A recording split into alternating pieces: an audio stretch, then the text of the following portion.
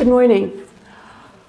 A caveat right at the beginning. I come to developing courses and a program in intercultural communications as a practicing Germanist and comparatist, specializing actually in 18th and 19th century European and world literature and culture. The opportunity of being a teaching fellow in arts and humanities has allowed me now to explore and develop this new field for our university. And I hope to pursue research on teaching and learning on this project. So I'm really looking for your guidance and your inspiration. And so to start us out with, let me just begin with a key question by a show of hands. How familiar are you with digital storytelling in general? How many of you are very familiar? Okay, thank you. And are you also familiar with using digital storytelling for intercultural communications? Same. Okay, all right, thank you very much. I'll begin my story today about the practice of intercultural digital storytelling in a community-engaged learning course at Western University, Canada, by presenting a quick overview of the concept and its relationship to community. Next, I'll sketch some novel pedagogical considerations and constellations that have led to the practice collaborate, create, curate, reflect, in order to conclude with my own reflection and invite your questions and suggestions. Digital storytelling combines narrative with digital content, be it images, text, or video. Rooted in community since its conception, digital storytelling has only recently been considered in scholarship for community-engaged learning. This form of experiential learning addresses community needs and student learning through reciprocity and student reflection. And reflection is the focus of intercultural digital storytelling, be it for study abroad, business communication, or to integrate refugees. Since self-reflection is seen as a key to developing intercultural competence by scholars with varying theoretical interests, intercultural digital stories have been those of the self. Our project at Western University takes a different approach. Returning to David Kolb's experiential learning cycle, our focus is on interaction and community.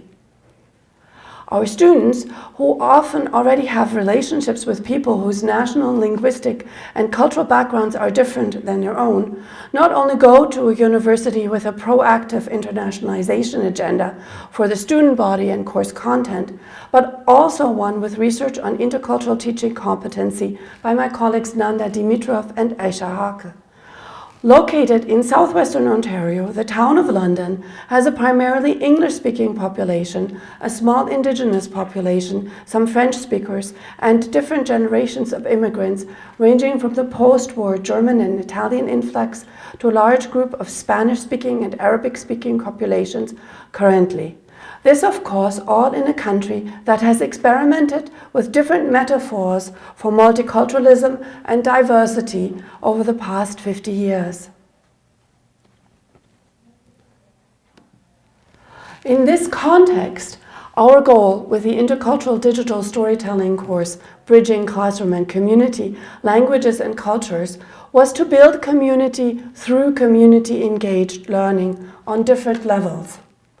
Among the students in our Modern Languages and Literatures department, among colleagues, as a Hispanist Victoria Wolf and I initially developed and taught a version of this course together, with the London community, especially community partners involved in language schools, clubs, community centers, and non-profit organizations from the Arabic, German, Hispanic, Italian, and Japanese community, and finally, virtually through an online community exhibition.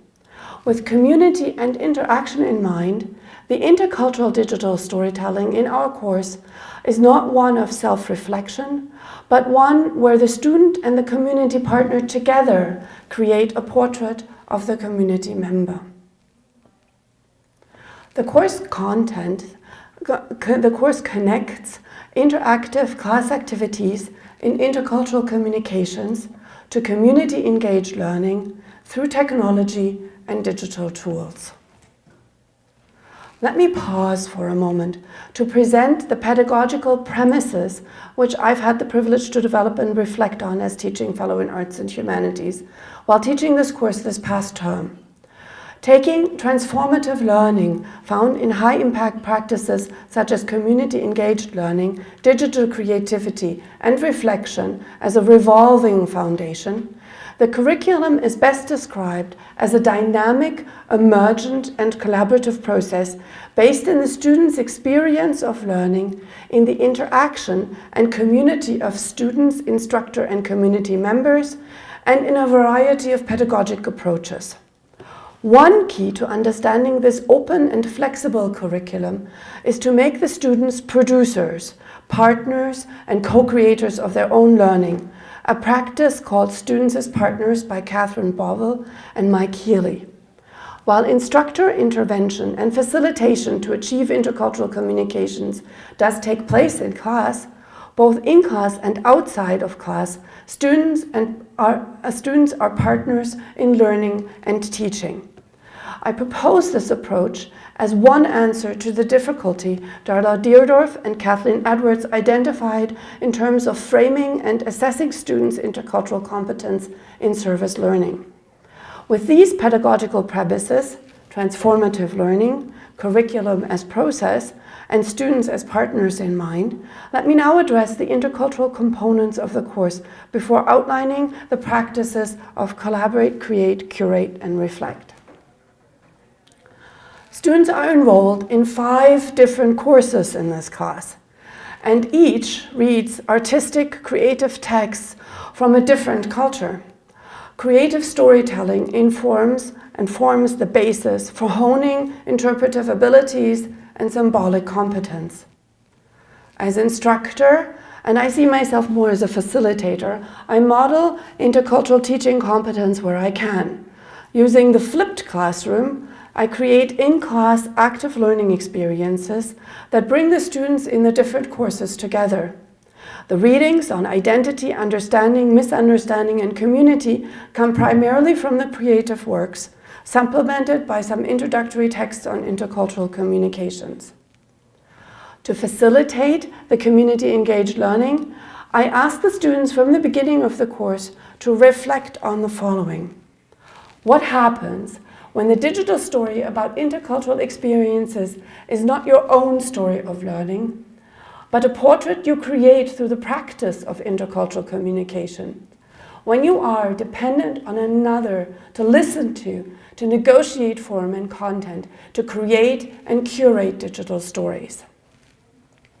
Primarily, the learning outcome in the work to create the intercultural digital story is to practice cultural humility and intercultural communication.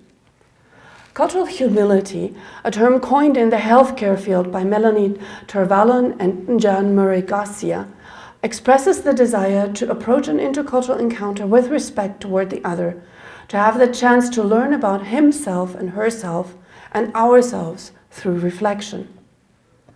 My approach to the practice of critical intercultural communication is informed by the work of the sociolinguist Ingrid Piller, who asks us to consider in discourse analysis who makes culture relevant, to whom, in which context, for which purpose. This approach integrates well with the work of cultural theorist Mieke Baal, who I can only mention here. I also asked the students from the course beginning to reflect on how intercultural digital storytelling can engage in overall learning outcomes of intercultural communication skills, creative critical thinking, and digital literacy. My visualization incorporates elements in intercultural competence found in the works of Mike Byram and Darla Deerdorf, but emphasizes affinities and movement in comparison to this visualization, also based on Deerdorf's earlier work in intercultural competencies. In what follows, I will try to trace best practices in the teaching and learning of this course. They're all fundamentally an attempt to support metacognitive engagement with learning. At the heart of intercultural communication in the course is a process of learning through the practice of perspective taking with a community partner in creating the intercultural digital story, and in the classroom through the students reading different texts and peer teaching. At the same time, students are partners in learning and teaching by creating learning outcomes, assessment rubrics, and providing peer feedback. Reflection is practiced in class in different activities and deepened in a well-structured process of individual critical reflections, connecting personal, academic, and community experience. Throughout, I try to note some of the limits and issues with these approaches. And hopefully together we can share some ideas on how to approach these and conduct research on teaching and learning. Because the process of intercultural digital storytelling is a complex one that involves over 13 weeks, different moments in the classroom community for the student and for the community partner, each of which is concurrent and dependent on one another, I'm opting to reduce the complexity for heuristic purposes with the model collaborate, create, curate, and reflect. In the short time we have, I'll not be able to address many intriguing aspects for research and of pedagogical and theoretical import. Instead, I'll highlight and share practices that might be of concrete interest to you. Collaboration happens in concrete spaces. For us, the Western active learning space, and in organized encounters in the community. The challenge and opportunity in both is unpredictability and openness, where in the community there are additional issues that involve complex factors of power. While collaborations based in the notion of community of inquiry, community of practice, and students as partners are well defined in scholarship, what happens in the intercultural digital storytelling in our course seems to have few foils, except Dylan Davis's research on intergenerational digital storytelling in an Australian healthcare project. I'm working with a premise that the student and community partner need to come to a mutual understanding based in the tensions between telling and listening, sharing and questioning, thinking and imagining, negotiating and accommodating, where both partners in the collaboration take on all roles at different times with a common goal of creating a consensually validated portrait. I can only surmise this process at the moment as it requires research.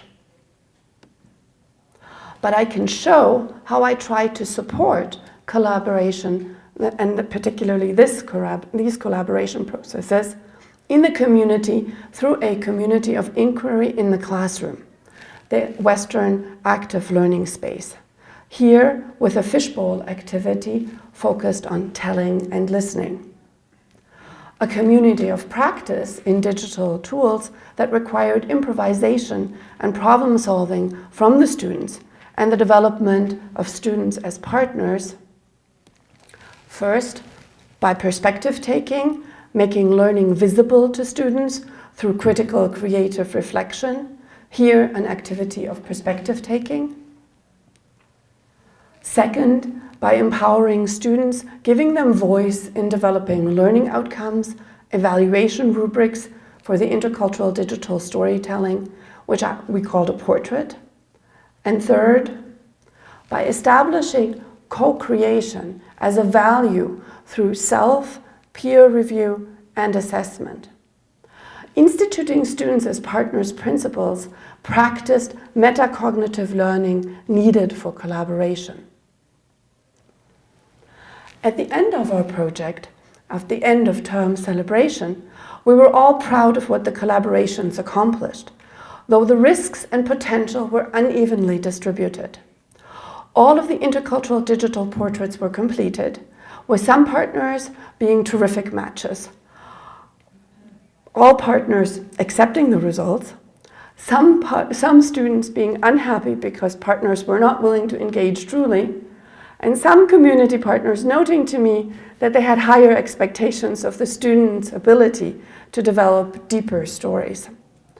Here, pedagogical work and research are needed. I'm fascinated as a scholar by creativity, and this would be another area where to consider more research. While digital storytelling has been researched in terms of creativity, for example by Jean Burgess with her concept of vernacular creativity based on everyday amateur media production, and this has been transferred to what David DiNucci already in 1999 coined as Web 2.0, characterized by the creation and generation of user-generated content, research into creativity and intercultural communications is just beginning. Ciaran Dani takes his point of departure from the UNESCO Universal Declaration on Cultural Diversity and its idea that engagement with cultural diversity can foster creativity. He highlights that the integration of complexity found in intercultural encounters, challenging assumptions, and making new connections are foundational to both creativity and intercultural communications.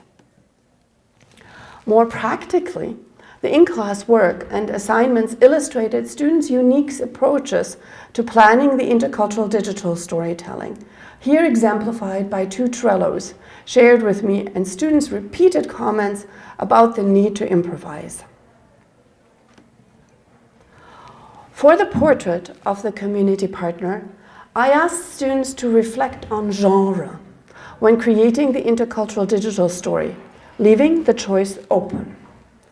I only required an approximate length of the narrative, a clear focus around a broad topic of language and culture in action, a form of digital storytelling keeping the local and digital audience in mind, and the incorporation of peer-reviewed academic sources appropriate to the story they negotiated to develop.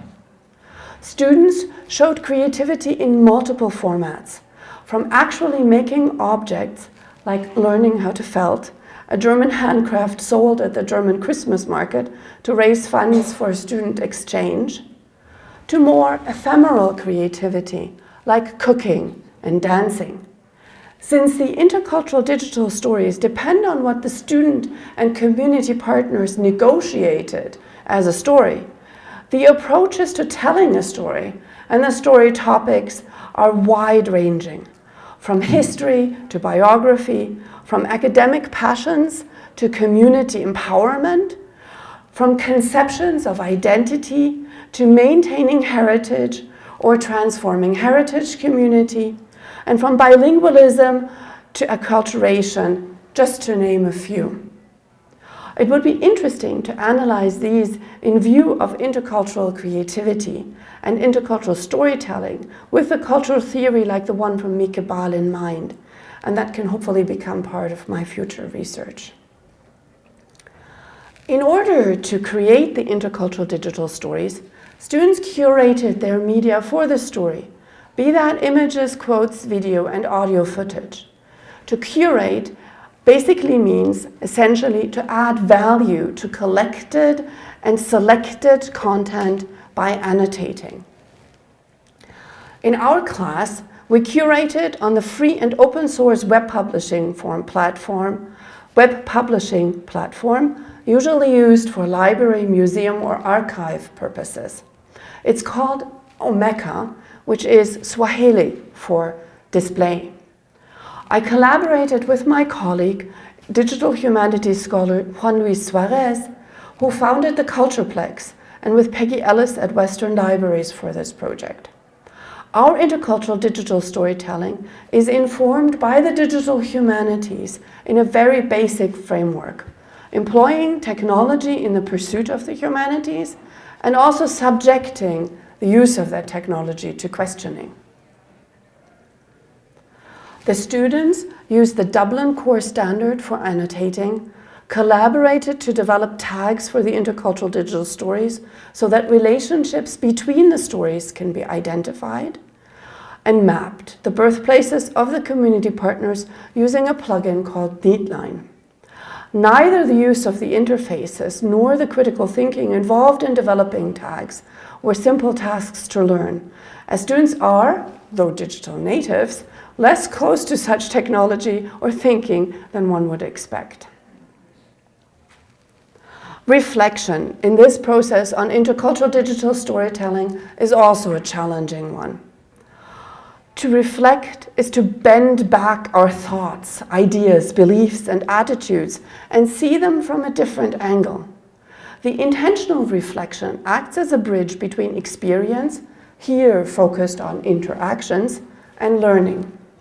Except in the form of blogs, the genre doesn't tend to be really familiar to students, though it is a key to the transformative process involved in community-engaged learning and, of course, in intercultural communications. Even though reflections can be creative and engaging, some students feel uncomfortable, even forced, since this is an assignment to reveal their thinking.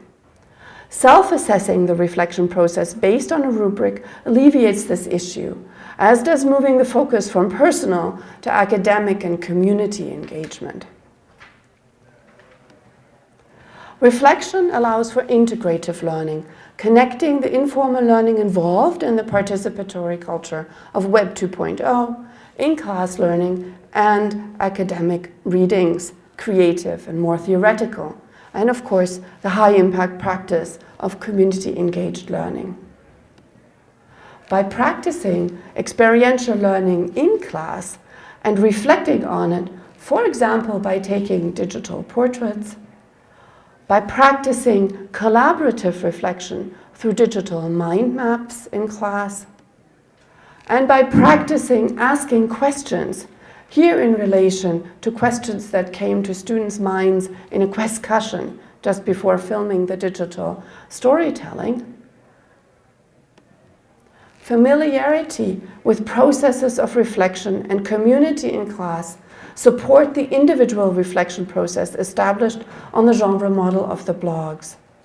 Through intense and specific formative feedback over the course of 4 short reflections with a different focus, engaged students progressed in their level of critical thinking and sometimes even critical creative thinking, though that was really only implicitly practiced. In ending this presentation, now with my own reflection on this course in intercultural digital storytelling, I must begin first with impact. While the impact on the London communities and community members is not so systematically established yet, having only had celebrations in the classroom at the end of the course, we will have our first bigger evening celebration of the community when we upgrade the platform this spring.